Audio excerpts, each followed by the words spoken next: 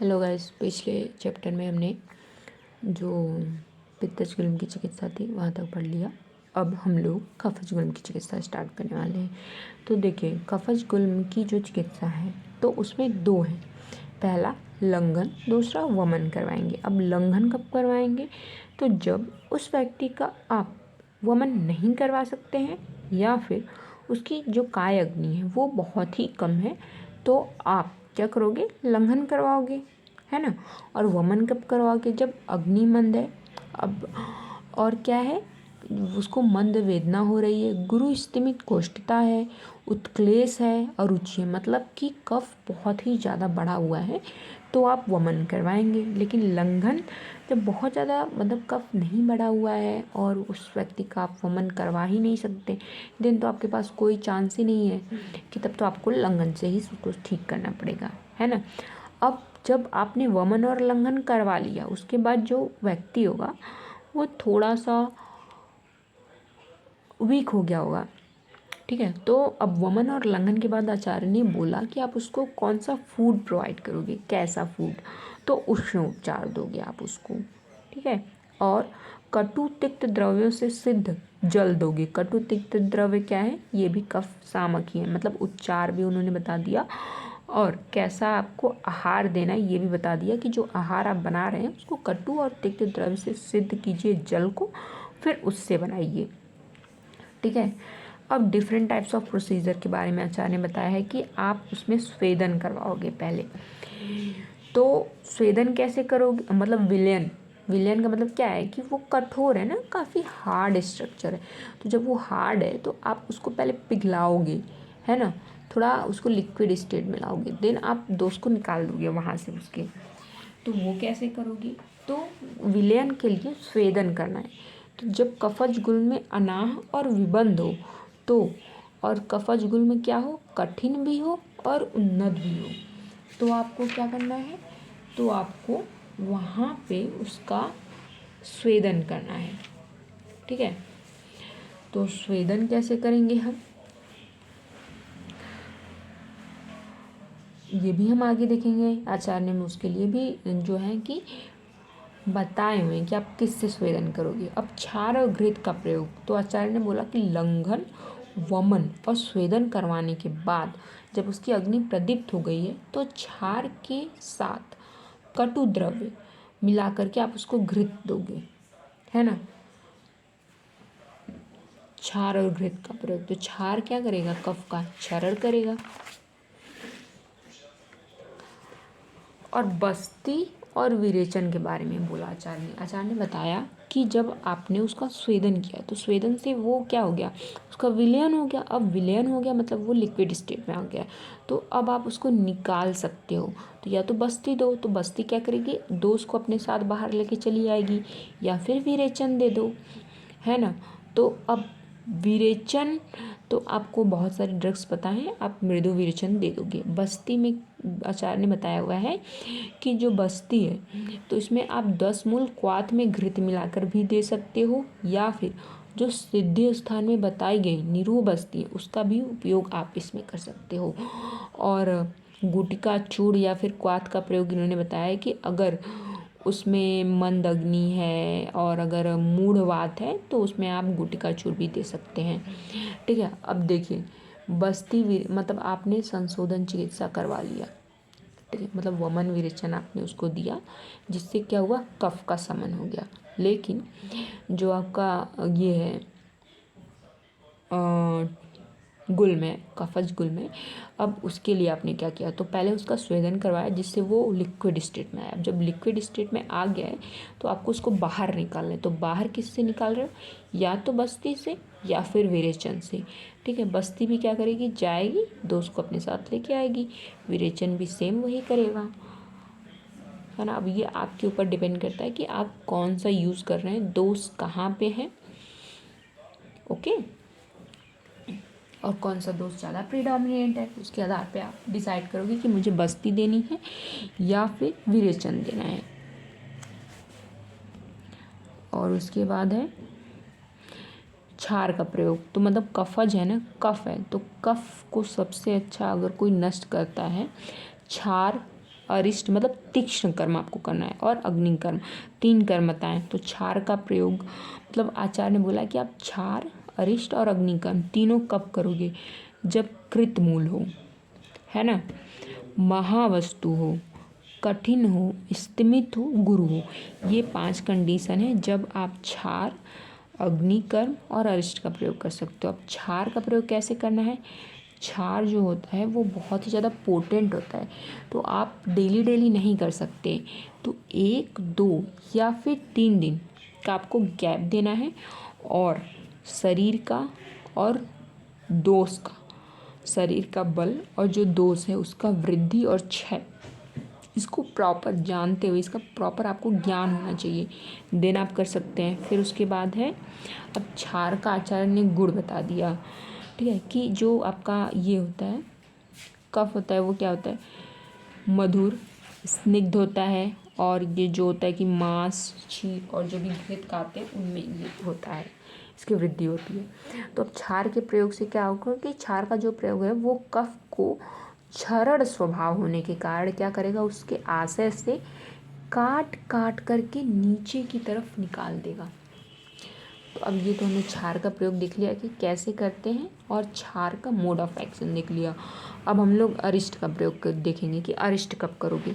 तो आचार्य ने बताया कि जब मंद अग्नि हो, अरुचि हो, और अगर उसको मध्य सात में है, क्योंकि अगर मंद अग्नि है तो देखिए क्षार जो होता है वो तो अग्नि को नहीं दीपन करेगा, बट ये मंदाग्नि को भी दीपन करेगा, अरुचि का भी नाश करेगा। और जिसको मध्य सात में हो उसको भी आप कर सकते हैं। तो मंदे अग्ने अरुचे स सात में मंदे स स्नेहम अस्नताम, है ना। और वो जो कि स्नेह का अगर वो भोजन कर रहा है तो ऐसे व्यक्तियों को आप दे सकते हैं। और अग्निकर्म कब करेंगे? तो अग्निकर्म हम एकदम लास्ट में करेंगे जब हम सही ही नहीं हो रहा है। तो इसमें बोला कि कफज गुम लंघन, वमन, स्वेदन, घृतपान, विरेचन, निरु अनुवासन बस्ती, गुटिका चूर्ण, मतलब सब आपने यूज़ कर लिया, लेकिन वो महावस्तु है, बहुत ज़्यादा बड़ा है, मतलब उसका इतना ज़्यादा दृढ़ मूल है और इतना ज़्यादा वो फैला हुआ है कि वो नहीं ठीक हो रहा है। देन आप अग्निकर्म करेंगे। तो अग्निकर्म कैसे करेंगे? पहले रक्तमुक्षण करेंगे, देन अग्निकर्म करते हैं। तो इससे लाभ क्या होता है? वो क्या होता है? उष्ण होता है, तीक्ष्ण होता है, जिसकी वजह से क्या करता है? समेत अग्निर गुल्मे कफ अनिलो, कफ और वात दोनों को समन करता है। जब ये समन हो गए तो क्या होगा? संघात गुल्म से, तो गुल्म का संघात हो जाएगा और गुल्म सही हो जाएगा। लेकिन इन्होंने बोला जो दाह है वो धन्वंतरी का अधिकार है ना, और जो क्षार है वो जो क्षार तंत्र विद्या है उसका अधिकार है, मतलब आपको उससे ही करवाना है, आप खुद मत कीजिएगा। सनिपात जो चिकित्सा है उसका चिकित्सा सूत्र क्या है? व्यामिश्र दोष से व्यामिश्र एस एव क्रियाकर्म, क्योंकि उसमें व्यामिश्र दोष है, मिले जुले दोष है, तो इसलिए उसकी चिकित्सा भी मिली जुली होगी।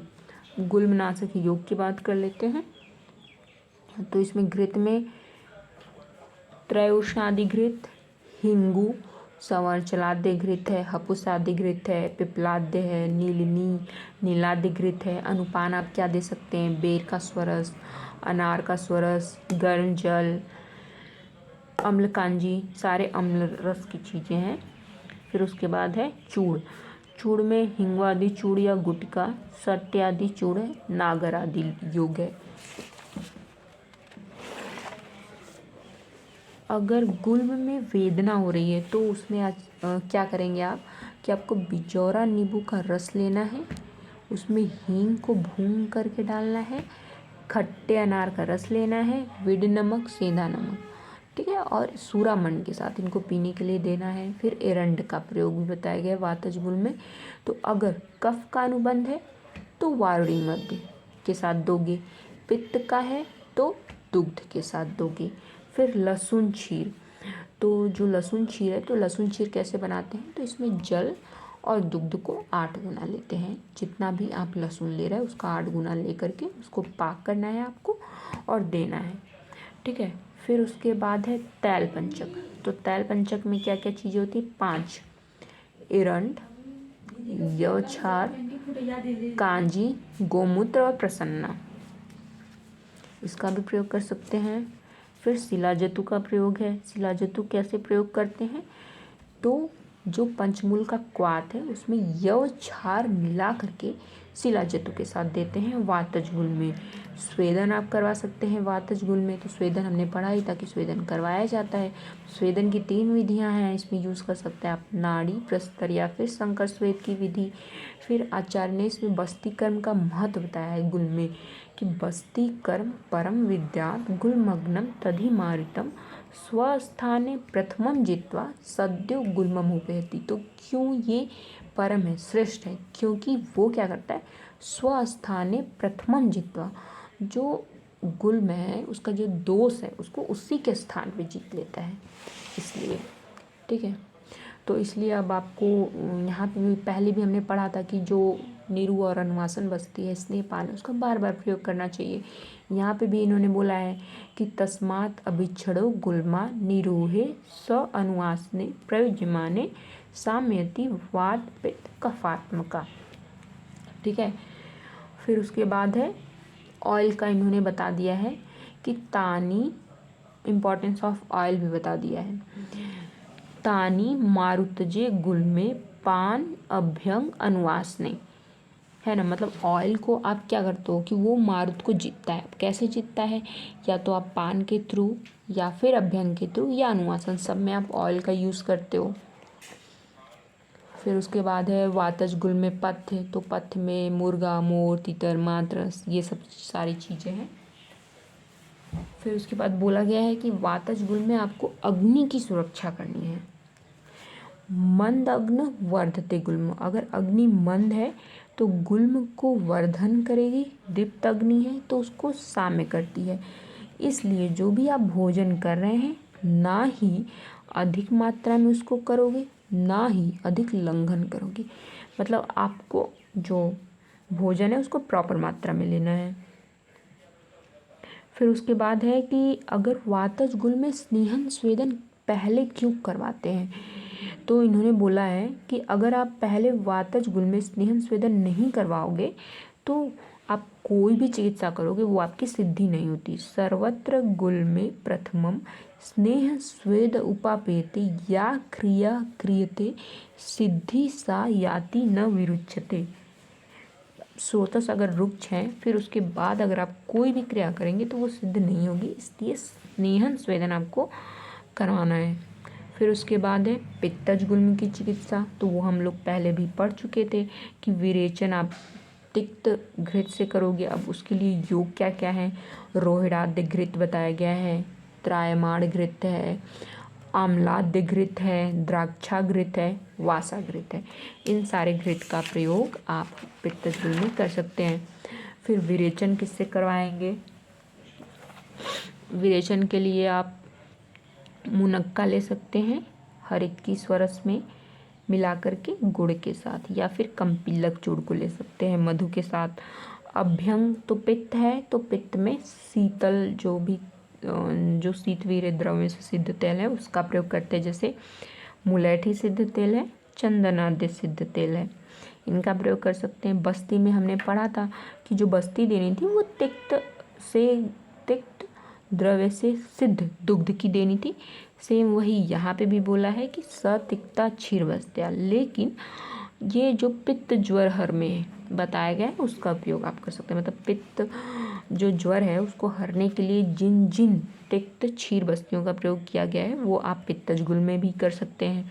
फिर लंघन करवा सकते हैं आप पित्तज गुल में। लंघन कब करवाएंगे, जब आम दोष का अनुबंध हो तो करवाएंगे, या फिर आम कफ और वात का हो तो करवाएंगे। अब आपने लंघन करवा लिया है तो लंघन के बाद अग्नि को प्रज्वलित करवाने के लिए यवागु या फिर खड़ यूज का प्रयोग करवाते हैं। यहाँ पे भी है जैसे वातज गुल में था कि अग्नि की आपको रक्षा करनी है, यहाँ पे भी है कि सम प्रकोपो दोषाणाम सर्वे साम अग्नि संसृतो तस्माद अग्निम सदा रक्षणानि निदानानि च वर्जयेत। ठीक है, तस्माद अग्नि सदा रक्षित, आपको अग्नि की इसलिए सदा रक्षा करनी है, निदान का वर्जन करना है। फिर उसके बाद है कफज गुल में जो भी योग है, तो 10 मूली घृत है, भलताग्य घृत है, क्षीर षटपल घृत है। मिश्र स्नेह है, नीलनी घृत है, दंती हरित की है। ये इम्पॉर्टेंट है आपका दंती हरित की, इसको आप देख लेंगे कि इसमें क्या क्या कंटेंट होते हैं, है ना। त्रिवृत का प्रयोग आप कर सकते हैं, ठीक है। त्रिवृत का प्रयोग किसके लिए करवाते हैं, हम लोग सभी लोग जानते हैं कि त्रिवृत बहुत ही अच्छा विरेचन है। तो विरेचन अगर आपको कराना है कफज गुल्म में तो आप त्रिवृत का प्रयोग करेंगे, ठीक है। अब स्वेदन हमने देखा था कि जो कफज गुल्म था उसके विलयन के लिए स्वेदन का प्रयोग कर रहे थे, लेकिन अब स्वेदन किसके साथ आप करोगे, तो काला तिल, एरंड, अतसी का बीज और सरसों, ये सारे जो हैं वो तीक्ष्ण वीर्य हैं। तो ये क्या करेंगे, कफ जो होता है, जो कठिन होता है, उसको भेदन करेंगे उसका, इसलिए इनका प्रयोग किया गया है स्वेदन के लिए कफ में। अब अरिष्ट, बस्ती और अरिष्ट, तो जो भी मतलब कि अरिष्ट का प्रयोग हमें करना था और जो भी बस्ती का प्रयोग करना था कफ गुल्म में, तो वो कहाँ से करेंगे, तो कफ गुल्म में प्रयोग करने योग्य जो निरूह बस्ती हैं वो कहाँ बताई गई हैं, सिद्धि स्थान में। और अरिष्ट कहाँ बताए गए हैं, अर्श चिकित्सा, मतलब वहाँ पे जो भी अरिष्ट और जो भी बस्ती बताए गए वो आप कफ गुल्म में उपयोग कर सकते हैं। मतलब पहले तो आचार्य ने ये बता दिया कि ये आपको करना है, अब वो कहाँ से आप करोगे तो वो भी बता दिया कि यहाँ पे मैंने ये दे दिया है आपको, यहाँ से आप देख करके उस दवा का यूज़ कर सकते हैं, ठीक है। फिर असाध्य लक्षण क्या है, तो महावस्तु परिग्रह, कृतमूल, कूर्म इव उन्नत, जो भी वो होता है कछुआ होता है, कछुए की पीठ की तरह, वम्य अतिसार पीड़ित, रित नाभि हस्त पादेशु, मतलब पूरे एक तरह से whole body, all over the body क्या हो रही है, स्वेलिंग हो रही है, तो उसको क्या कहेंगे, असाध्य बोलेंगे। फिर रक्त गुल्म है, तो रक्त गुल्म की चिकित्सा क्या है, तो जब 10 मास बीत जाते हैं तो स्नेहन स्वेदन करवा के उसको स्नेह विरेचन देना है। स्नेह विरेचन का मतलब क्या है कि मृदु विरेचन आपको दे देना है उसको। और रक्त गुल्म में पलाश क्षार का भी प्रयोग करते हैं, क्योंकि क्षार है तो वो छरड़ करके उसको निकाल देगा। बाकी योनि शोधन के लिए रक्त गुल्म में क्या प्रयोग कर सकते हैं, तो जो भी क्षार से सिद्ध तेल या घृत है उसको आप प्रयोग कर सकते हैं, या फिर यव क्षार जो होता है उसके साथ पलल यानी कि मांस है ना, उसको आप योनि में रख सकते हैं, या फिर सेहुंड जो होता है उसके दूध को, है ना, क्योंकि वो क्या होता है कि सेहुंड का जो दूध होता है आपको पता है कि बहुत ही ज़्यादा तीक्ष्ण है, सुधाक्षीर, तो उसको क्या करेंगे, उसको जो भी सिधरी मछली होती है इनको यवछार सेहुंड दूध को या फिर सिधरी मछली से भावित करेंगे और इसको योनि में रख देंगे, है ना। मतलब या तो आप ये कीजिए कि सेहुंड दूध को पलल के साथ ही रख दीजिए, या फिर सेहुंड मतलब फिर भी नहीं काम कर रहा है तो उसको और पोटेंट करना है तो सेहुंड दूध लीजिए, यवछार लीजिए और सिधरी मछली से भावित करके रख दीजिए, या फिर सफरी मछली जो होती है उसको, या फिर सूअर और मछली का पित्त ले सकते हो उससे भावित कीजिए कपड़े को और उसको रख दीजिए वहाँ पे, इससे योनि आपकी शुद्ध हो जाएगी। अब यहाँ पे श्लोक है वातज पित्तज कफज गुल्म की चिकित्सा का, ठीक है। तो उसमें हमने क्या क्या किया था, स्नेह, स्वेद, सर्पी, बस्ती, चूड़ानी, बृंहणम, गुटिका, वमन, विरेको, मोक्ष, क्षतजस्य च वात गुल्मिनाम, जो हमने वहाँ पे पढ़ा था कि ये चिकित्सा कर रहे हैं वो यहाँ पे श्लोक फॉर्म में दे दिया है। इसमें भी है सर्पी, सतिक्त सिद्धम, क्षीरम, प्रशंसनम, निरुहश्च, रक्तस्य च अवसेचनम, आश्वासन चिकित्सा भी हमने देखा था कि हम उसको आश्वासन दे रहे थे रक्त का अवशेषण करवाने के बाद। समसमन योग, उपनाह भी हम लोग कर रहे थे जब वो पका नहीं हुआ था, ठीक है, पश्चिमान था। सशस्त्रम या फिर शस्त्र चिकित्सा भी कर रहे थे। पक्वस्य, जो पक गया उसमें शस्त्र की चिकित्सा करवाएंगे। अभ्यंतर प्रभिन्नस्य, और जो अभ्यंतर है अगर वो पक गया है बाहर निकल रहा है तो उसमें क्या करवाएंगे, संशोधन। समसमने पित्त प्रभवम गुल्मस्य, कफज में क्या करवा रहे थे, स्नेहन, स्वेदन, भेद, लंघन, वमन, विरेचन। सर्पी भी हमने दी थी, बस्ती भी दी थी, बस्ती या फिर विरेचन दिया था। गुटिका, चूड़, अरिष्ट, क्षार, गुल्मस्य अंते दाह कफस्यजस्य अग्रे अपीनित रक्तस्य।